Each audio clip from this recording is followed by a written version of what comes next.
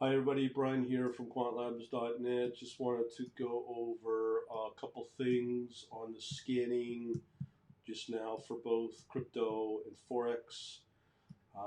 That's using MotiveWave. Right now, I just put up a video playback from earlier today of my webinar. Videos called "Latest Discoveries of MotiveWave." Webinar 2. The first one was last Monday. Some sort of questions answered in there as well. So you might want to watch that. That's on YouTube. Also, if you're interested, you can sign up, get some free books, PDFs. Just sign up here at quantlabs.net/book. You'll get all signed up. Okay, so let's see where we're at with MotiveWave. On the crypto side of things, I have done a scan a few hours, maybe an hour ago, and these are what I'm watching right now. Okay, so right now, the market has been really brutal. Very little positive move, with the exception of Ethereum, Bitcoin. I saw that coming. Looks like waves. You see, we got some alerts still happening. These are old alerts, so I gotta get rid of those somehow. Um, so right now, what we've got is wow, Neo USD. Okay, so what's happening is I'll show you the charts. Yeah, it looks like Neo's something's going on with Neo. I'll check that out in a minute. Wow. So something definitely is happening here. Let me check on that. This is in real time, of course.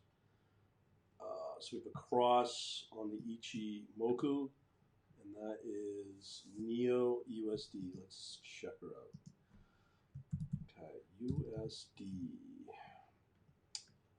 Okay, so I talked about this in the webinar with the cycles. Let's just see if there's anything we can take away from this lesson. This is her cycles. Right now, we are seeing some moves up. Looks like it's in a bottoming process, or is it still continuing to drop? Right now, we have a double diamond at best. We have a triple diamond. This is her cycles, which figures the next entry should be potentially somewhere around here on December 10th at between around 8 and 4 a.m. So these are pretty accurate, surprisingly. So where's our price? Right here, and it's dropping. So I'm not going to panic about that, which I can gladly ignore. Okay, so the one that really started doing well about an hour ago, it's moved up 1.5%. Ethereum and Bitcoin. I had already put that on my charts. So I saw that one coming here. We're watching on an hourly chart here. We can see here, big drop.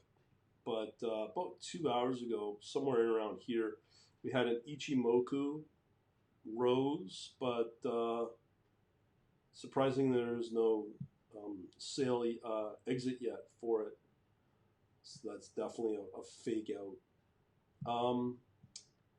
Oh, I'm sorry. That's BNB Ethereum. So glad I just added that. So there wasn't a priority, but this one's the one we're watching. Look at these big moves. Yeah, okay, so this is what we wanted. 2 hours ago, roughly, so we caught that. I don't see any. We do have an exit here. Now, one thing I want to highlight, I'm still keeping the RSI, still keeping the regression channel, but I've taken away all the markers for that. So the only one I'm really watching is the Ichimoku signals, but there's been nothing flagged for it. There's an exit, but it's too bad. But that was a nice move. Now, let me see here. That's an hourly chart. Let's see what it says on the 15-minute chart. Yeah, okay, so lesson number one right here. Looks like I have to keep the signals And this is the reason I don't like this, because when you look at the 1 hour, you miss that opportunity, okay? If I even go to 4 hour, another opportunity. It caught it somehow there. That's very interesting. Caught that one there. Where's the sell? So the sell is not working too good. So the optimal time frame, look at that. It prevented this from going any further on the Ichimoku signals here. But it got this entry correct, and you can see right here, the signals generate here, but it caught that move. That's pretty good. So one thing I need to put out there is that this indicator is what we're going to use exclusively for entry and exit signals. So once again, when you go in, you got all your standard default. The only thing that changes is this. Signal enabled, send email, okay? So that's going to send it off to my email right there, and it caught it. A beautiful move, actually. So I'm pretty happy about that. But again, we can only do it on 15-minute chart. So I got to take note on that. Now, XMR is another one. Again, same idea. I've created a new template here. Oops. Cancel all that. So we have, let me see here. This one, I believe, is what we want. Oh no, this one. So these are the templates. So I've created this EG marker, that's an EG cloud marker with a signal, but I left in the RSI and regression channel just for visual. But you can see here on the XMR, it's working nice too. So we are in an hourly. It caught that signal there, but then we have this exit, this bar come down. But again, let's look at the 15-minute if it's actually better. Boom. Yeah, it works. The entry there. Let's see here. We have an entry here, exit here. We have an entry. Okay, a couple things here. We have an entry, exit, entry, but the exit's just too late. I gotta keep watching these particular signals with the Ichimoku cloud here. The entries look pretty good on a 15-minute chart. That looks good. That looks really good, in fact. But guess what? So here's what we could do. Definitely works. It looks like on the 15-minute chart with both Ethereum and Bitcoin and XMR against Bitcoin. So this seems to work Ichimoku only with the regression channels for direction as well as RSI. Okay, just for visual. But what we can use only needing is Ichimoku. But here is what we're also going to look for. We need to find the exit. Where is the exit? So do we ignore the exit signals for Ichimoku? We have two here. But you see here, this is what I was thinking. Once you start to reach that point on the RSI hitting 70 or greater, get out of the trade. But yet we have here some instances where it can keep going. Maybe the other chart. Here on this really nice move, you can just see the RSI above 70. Will it go beyond that? Let's check it out over here. So right here we have this move up. Whoa. We have a move up. Okay, we have a move up. Hits that 70. Continues to go up a little bit. How high do we go? I'm not sure, maybe 70, 75 or whatnot. Oh, 70, 76 right there at the bottom left. You can see it. So I'm going to estimate, so we got 75, I thought 70, rough roughly 76, 77. So it might be safe to say once you hit your RSI at a certain level, if it's 70 or in around there, and just ignore these extra trades because this is the dumb money coming in to drive it up a little bit. Once we get here, we have the same point. So here, we're able to catch the move. Let me just see where the RSI is at 75, but you can see here, it looks like it's just starting to thin out. If I go into the 5 minute or even 1 minute, we can capture to see what's going on here. So you can start to see here on the 5 minute, it is starting to taper off. I just don't think there's going to be enough folks to pile in to drive up this price. So 70 is a, let me just see here. So we're in around here, bottom left here. Let me just click on this guy. So right now our RSI, it's tough to say, but I'm going to say roughly, 75 maybe as an exit for the RSI, for a potential exit. Okay, so what we got to take away here is we can use the Ichimoku signal entry, okay, for a potential entry, and use the RSI 70 as the exit. Okay, so let's hope for the best there. Now let's check out the forex. Now, of course, between forex and crypto, it might not be the exact same behavior. So just done a scan a little bit ago. Again, I'm going to just follow the logic with excellent scoring on the scans for harmonics. I've talked about that in the past. What we're looking for is where the target, as I say, I don't really care about the type of pattern harmonic. I don't really care about that. What I do care about is the target it's setting. And right now, I'm only focusing in the forex, and this is using Oanda. I'm only interested in where the target is higher than the current price. So in this case, we have Australia USD. So I can definitely add that. This is the manual part I have to do. I wish there was a way to automate this. Maybe there is, maybe there isn't. I don't know. But I'll show you what I look for at least. So we have that as a potential. We'll just see here what we have. We have, see here, Australia Japanese yen is lower. The target is lower. Again, same with the Australian franc, Swiss franc. Euro Canadian is lower. Australian Euro Japanese yen is lower. This one's pretty fat. It looks good. Actually, that's really good. That is a Euro. That is the Euro Swedish. Now, let me just see here, just as a curiosity. Let me see here if I put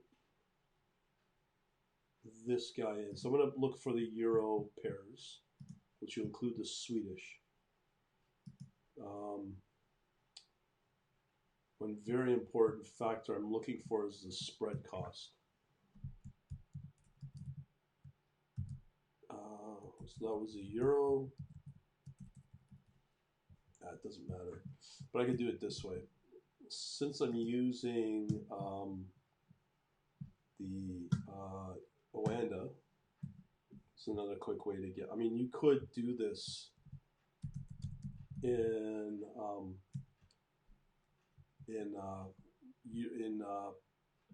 MotiveWave, but it's a little bit of a hassle to set up for what I need. I just want something quick and dirty. I could just look for a spread cost right now, live. Let me see if they still have this, because they've done some redesigning on. Let's see if that's what I'm looking for. They've done a redesign on the site, it looks like. Yeah, they used to. So just a little sample. market pulse. So let me just see here.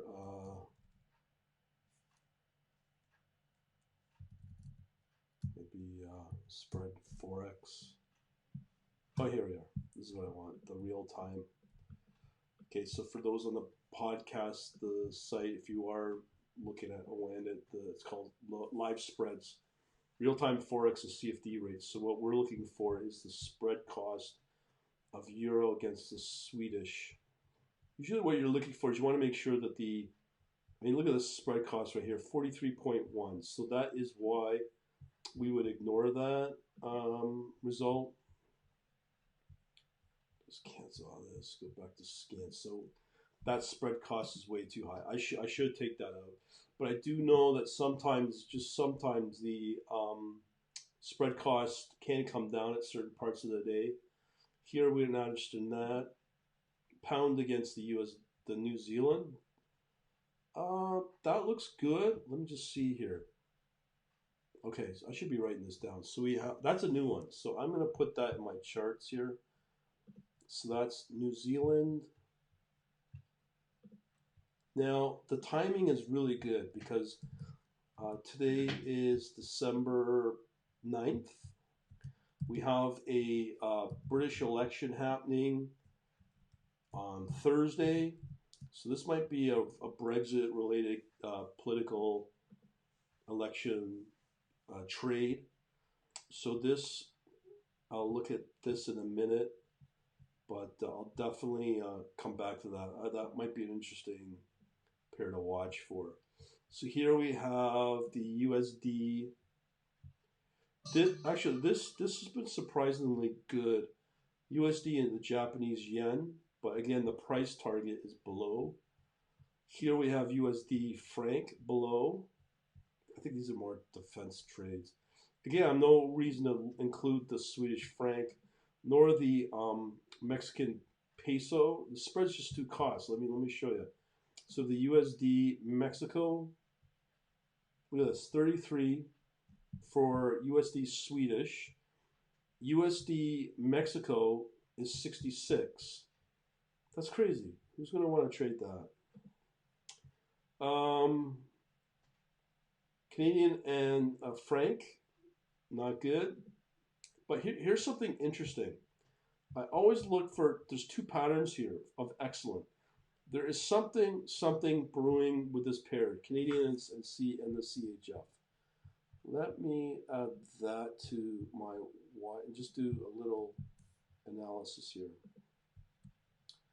Okay, so we got Canadian CHF.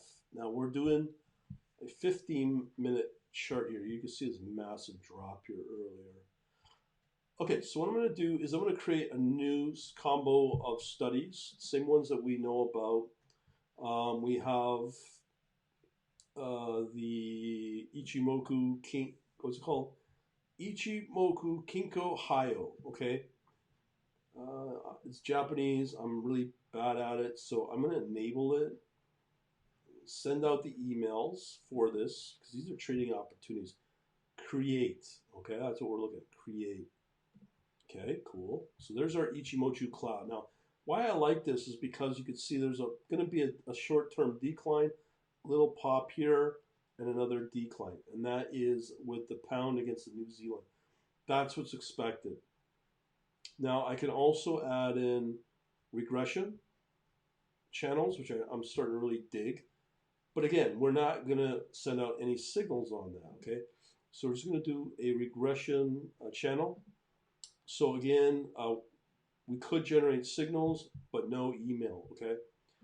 Everything else stays the same. But one thing I want to take out to save confusion is disable these markers when it touches the upper or lower band.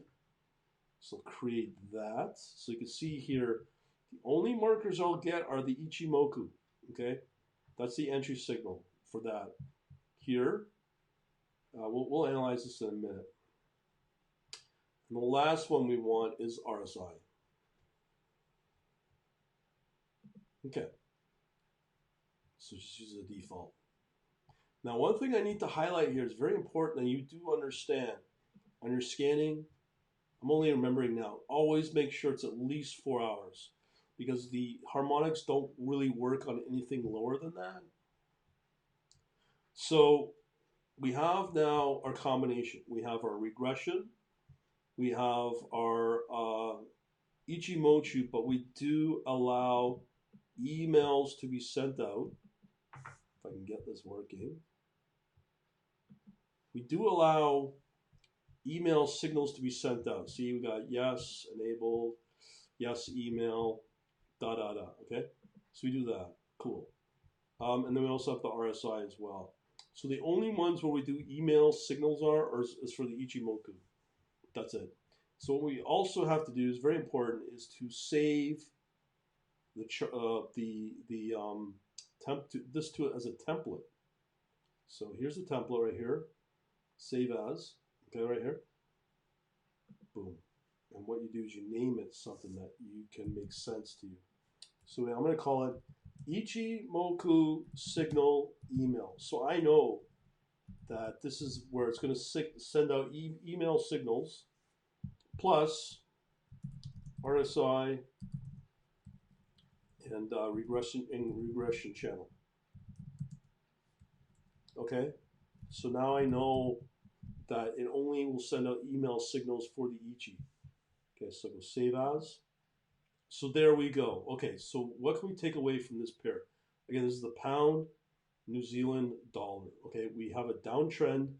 It's forecasting it from the current price a downtrend, a little one, and further one down the road. We also see that the RSI is still hitting at 50. So this is something interesting to watch over the next few hours.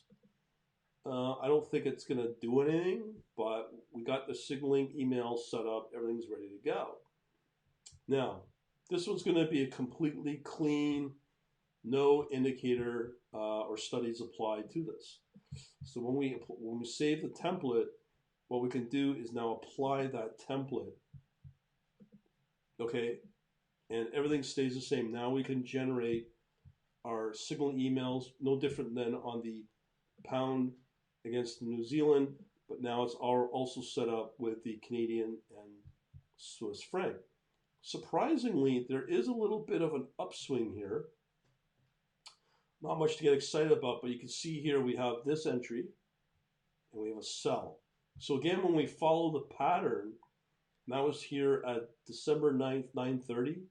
So we have our Ichimoku signal, but when you look at the exit, again, the nuance with with forex, it just does not happen. The RSI does not breach the 70 for the exit.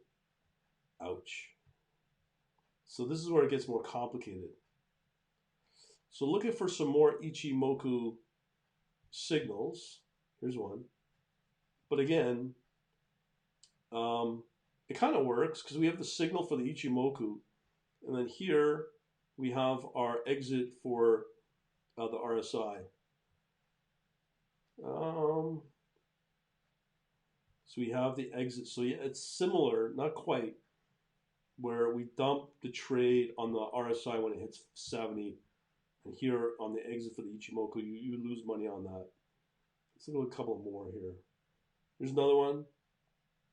Ichimoku entry, but again, it does not hit 70. It does here. Again, this is not a 15-minute chart. I bet you dollars to donuts this will work on the 15-minute, but it will not be seen on the hourly chart. Just looking for some more Ichimoku. Here's another one here. Again, you got to put other exit conditions to get you out of that trade. This is what I do. This is what I look for here. So we have Ichimoku here and right here. Beautiful. This one works. So we have here, price at, come on, let's see. Okay, so the price was at 74.20 and it exited right there. Nice. That's a good trade. And what happens? So that exited, what did it exit? 74. 91.4. But again, if we follow the logic of that, we would have caught that big bar, move up. You can see here, if we hung on that trade, our RSI, let me just pull up our RSI guy now. So our RSI here, okay. So our RSI here on the 15-minute bar, we could have easily caught that trade right there. That bar we would have caught on that move. But what would have happened, we would have, again, there's that dumb money that piles in here, drives up the price. So you would do the smart money thing, use your Ichimoku here, take a little bit of a short-term loss, catch that big trade. Your RSI hits that 70, boom, you get out, and you just let the dumb money pile in, as usual. There's another one here that doesn't work. So that breaks down here.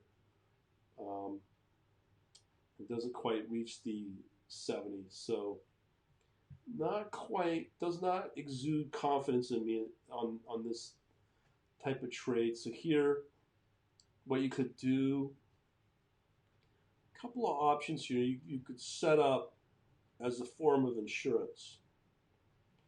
Okay, so this one I don't like either. It doesn't make that 70. So this is not a very good pair, or at least the market conditions don't indicate. Look at this. You got an entry here on the top, and yet there is an Ichimoku exit here. Yeah, you would have kind of broken even at best. Let's look at some more active ones. So let me get rid of all this stuff. Okay, let me go back to the scans. So these are ones from earlier today with the Australian Canadian and the Australian USD. Okay, so let me pull out. Okay, so this is a clean chart. Okay, again, this is a 50-minute chart. So here, let me apply our. Let me get rid of this stupid email. Okay, so let me go here. So we're going to apply this new template. Again, it's called Ichi Signal Email. So that's only going to email out the signals for Ichimoku. But it's still visual, but there's no email signals for either RSI or red regression channel. So we'll keep that in place. So reapply that template. Okay, so that's a fake alert. Okay, so we now have a new chart. Okay, so 15-minute. You can see here the regression channel is just pointing down, but yet it thinks there's a trade here and an entry here. If you got regression channel going down, I wouldn't take the trade unless you want to short. But I don't know. I don't like that trading combination. Here it kind of works. Right here. But again, okay, so the RSI did dip.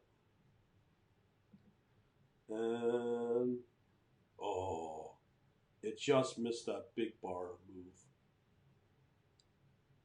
So our RSI right now is at 50.8. So it would have missed that bar. Here, the next bar, it shot up to some 61.7. The RSI, see, it didn't hit the 70 according to the chart. You think it did, but according to the data,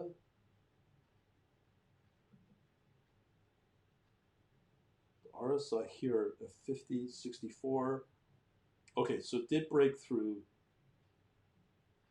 Okay, so it looks like that did get very close to 70. Yeah, it did break through, but it doesn't matter. It caught those up moves, those up bars.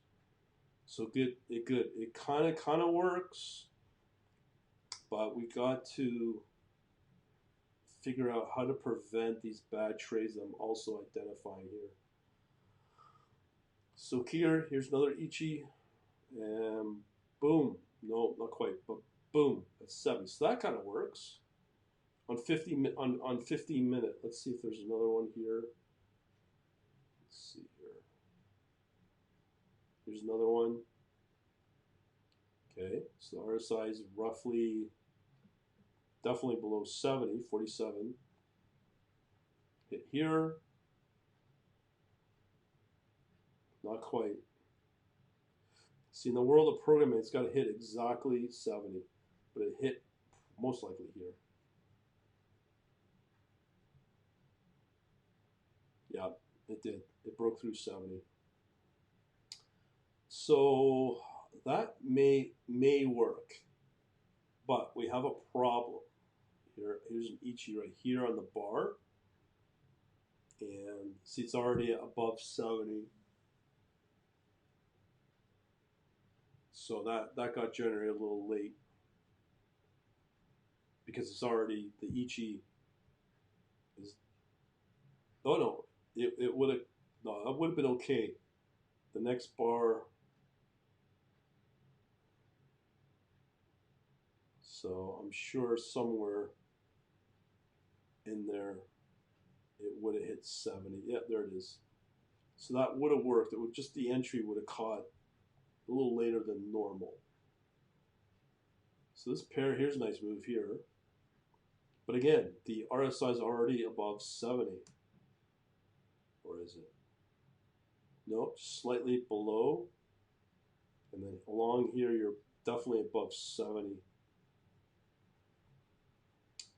So you're not going to get it perfectly, but it looks like that combination may be good enough. So here we have an entry, and you know, slight moves up. So the RSI at some point is got to break through that 70. It's gotta. Okay, let's see here. Man, it's so close. There we go. So it broke out there. Okay, so this logic somewhat kind of works, but to prevent bad trades, the question becomes: do we trade within motive wave on this one and generate some alerts? That's the question. But logically, it does make sense to just only generate an Ichi on the entry, but not rely on it for the exit, because it just kind of breaks down. And just rely on the RSI once the RSI is generated, and then exit once the RSI hits 70. That's the logic.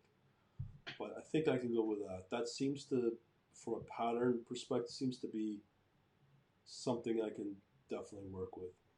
Okay, so I'm sure I babble a lot here. Again, if you are interested in this sort of thing, just go on over to the quantlabs.net/book. Get yourself some free books. Another thing I'm starting to really obviously focus on is the analytics service. Seems to be, from the response on the webinar, definitely a better response for traders versus programmers or coders. So maybe that's where the focus is. So if you are interested, just come on into the store, into the Shopify here, and right there is your link for the Quant Analytics, and you get a 3-month subscription. For now, once we start proving out these